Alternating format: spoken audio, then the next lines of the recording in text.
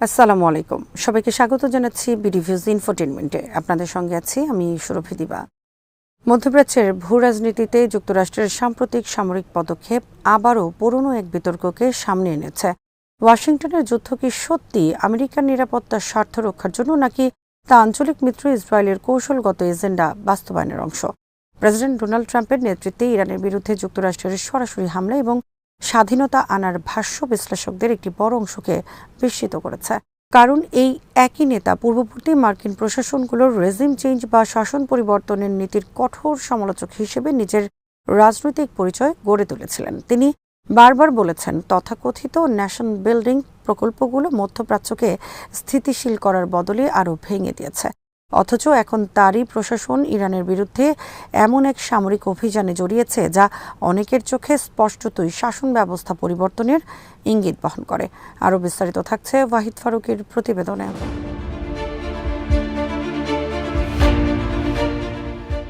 Netanyahu 2 দশকেরও বেশি সময় ধরে আন্তর্জাতিক পরিসরে বলে আসছেন যে ইরান খুব শিগগিরই পারমাণবিক অস্ত্র অর্জন করতে যাচ্ছে। 2003 সালে যুক্তরাষ্ট্র যখন ইরাকে হামলা চালায়, তখনও তিনি ইরাককে গণবিধ্বংসী অস্ত্রের হুমকি হিসেবে তুলে ধরেছিলেন। সেই একই যুক্তি, অস্তিত্বগত হুমকি এখন ইরানের ক্ষেত্রে প্রয়োগ করা হচ্ছে। তবে গুরুত্বপূর্ণ বিষয় হল, ইরান বরাবরই পারমাণবিক বোমা তৈরির চেষ্টা অস্বীকার করেছে। এমনকি ট্রাম্প প্রশাসনের কিছু কর্মকর্তাও স্বীকার করেছেন যে তেহরান সরাসরি অস্ত্রায়নের পথে আছে, এমন কোনো প্রকাশ্য প্রমাণ নেই।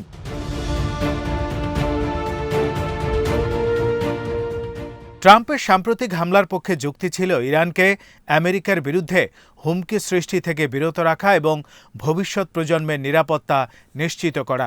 কিন্তু সমালোচকদের প্রশ্ন, ইরান কি সত্যি যুক্তরাষ্ট্রের মূল ভূখণ্ডের জন্য তাৎক্ষণিক সামরিক হুমকি? ইরান যুক্তরাষ্ট্র থেকে প্রায় 10,000 কিলোমিটার দূরে অবস্থিত। মধ্যপ্রাচ্যে মার্কিন ঘাঁটি ও স্বার্থ অবশ্যই রয়েছে, কিন্তু সরাসরি যুক্তরাষ্ট্রের শহরগুলোর ওপর হামলার সক্ষমতা নিয়ে ইরানের যে দাবি ইসরায়েলি নেতৃত্ব করছে, তার পক্ষে এখনও দৃশ্যমান কোনো পরীক্ষিত প্রমাণ সামনে আসেনি।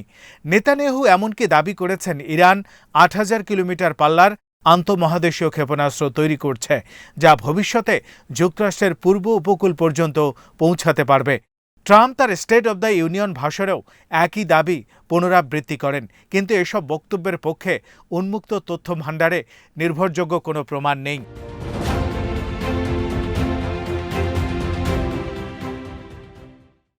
এখানেই প্রশ্ন ওঠে, এই যুদ্ধের কৌশলগত উপকারভোগী কে?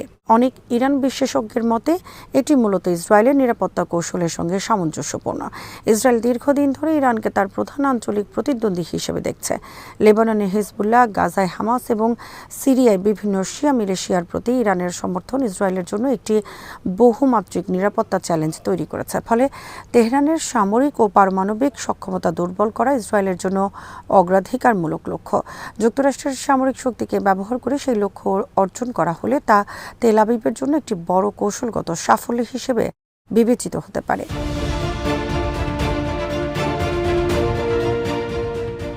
অন্যদিকে ট্রাম্পের রাজনৈতিক পরিচয়ের সঙ্গে এই পদক্ষেপের সংঘাত স্পষ্ট। তিনি নিজেকে প্রেসিডেন্ট অব পিস বলে আখ্যা দিয়েছিলেন এবং পূর্ববর্তী প্রেসিডেন্টদের, বিশেষ করে জর্জ ডব্লিউ বুশের ইরাক যুদ্ধের নীতির তীব্র সমালোচনা করেছিলেন। তার বক্তব্য ছিল, জটিল সমাজগুলোকে বাইরের শক্তি দিয়ে পুনর্গঠন করার চেষ্টা শেষ পর্যন্ত ব্যর্থ হয় এবং বিপর্যয় ডেকে আনে। কিন্তু ইরানের বিরুদ্ধে সর্বাত্মক হামলা এবং স্বাধীনতা আনার ভাষ্য সেই একই নব্য রক্ষণশীল কৌশলের প্রতিধ্বনি। এতে তার রাজনৈতিক ভিত্তির একটি অংশ অস্বস্তিতে পড়েছে, বিশেষ করে আমেরিকা ফার্স্ট আন্দোলনের সমর্থকরা, যারা বৈদেশিক সামরিক হস্তক্ষেপের বিরোধী।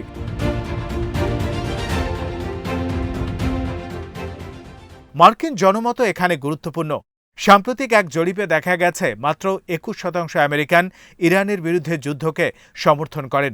ইরাক ও আফগানিস্তানের দীর্ঘস্থায়ী যুদ্ধের অভিজ্ঞতা যুক্তরাষ্ট্রের জনগণকে বৈশ্বিক সংঘাতে ক্লান্ত করে তুলেছে। বিপুল অর্থব্যয়, প্রাণহানি এবং সুস্পষ্ট বিজয়ের অভাব জনগণের মনে গভীর সংশয় সৃষ্টি করেছে। ফলে নতুন করে আরেকটি মধ্যপ্রাচ্য যুদ্ধ শুরু করা রাজনৈতিকভাবে ঝুঁকিপূর্ণ সিদ্ধান্ত। সমালোচকদের মতে এই বাস্তবতা উপেক্ষা করে প্রশাসন যদি সংঘাতকে দীর্ঘায়িত করে তাহলে তা অভ্যন্তরীণ রাজনৈতিক অস্থিরতা বাড়াতে পারে।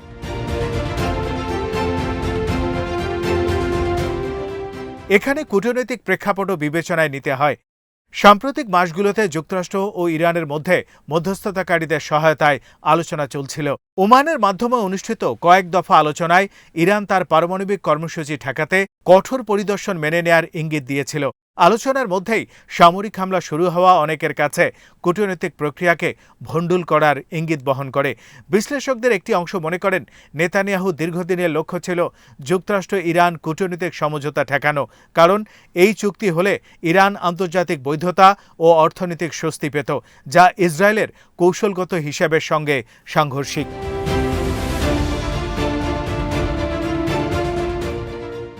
ইরানের পাল্টা প্রতিক্রিয়াও পরিস্থিতিকে জটিল করে তুলেছে। হামলার প্রথম দিনেই ইরান মধ্যপ্রাচ্যের বিভিন্ন স্থানে অবস্থিত মার্কিন ঘাঁটি লক্ষ্য করে ক্ষেপণাস্ত্র নিক্ষেপ করে। এতে পুরো অঞ্চল অনিশ্চয়তায় নিমজ্জিত হয়। ট্রাম্প নিজেই স্বীকার করেছেন, যুদ্ধে মার্কিন সেনাদের হতাহতের সম্ভাবনা থাকে। কিন্তু প্রশ্ন হলো, এই মূল্য কি আমেরিকার প্রত্যক্ষ নিরাপত্তা স্বার্থের জন্য নাকি আঞ্চলিক মিত্রের কৌশলগত সুবিধার জন্য দেয়া হচ্ছে?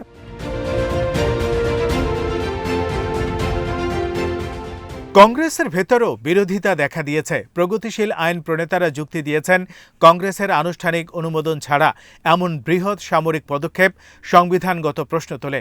তাদের মতে এটি নো মোর ওয়ার্স মনোভাবকে উপেক্ষা করে নেওয়ার সিদ্ধান্ত।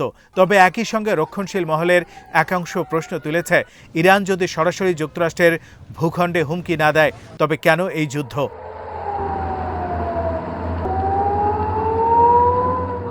এই পরিস্থিতি মধ্যপ্রাচ্যের শক্তির ভারসাম্যও প্রভাব ফেলতে পারে। ইরান যদি দুর্বল হয় তাহলে ইসরায়েল আঞ্চলিক প্রতিদ্বন্দ্বীদের উপর কৌশলগত প্রাধান্য পাবে, কিন্তু একই সঙ্গে ইরানের অভ্যন্তরীণ অস্থিতিশীলতা, প্রক্সি গোষ্ঠীগুলোর সক্রিয়তা বৃদ্ধি এবং উপসাগরীয় অঞ্চলে সংঘাতের বিস্তার বৈশ্বিক জ্বালানি বাজারে অস্থিরতা সৃষ্টি করতে পারে। যুক্তরাষ্ট্রের অর্থনীতি ও বৈশ্বিক বাজারেও এর প্রভাব থেকে মুক্ত থাকবে না।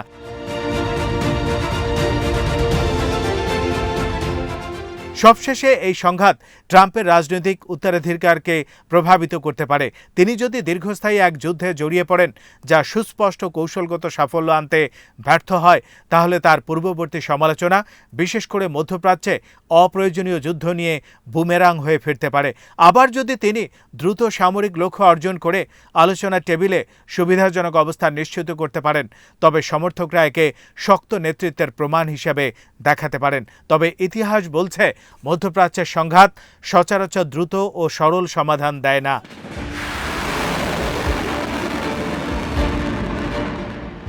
অতএব ইরানের বিরুদ্ধে এই যুদ্ধকে কেবল সামরিক পদক্ষেপ হিসেবে দেখলে পুরো চিত্র ধরা পড়ে না।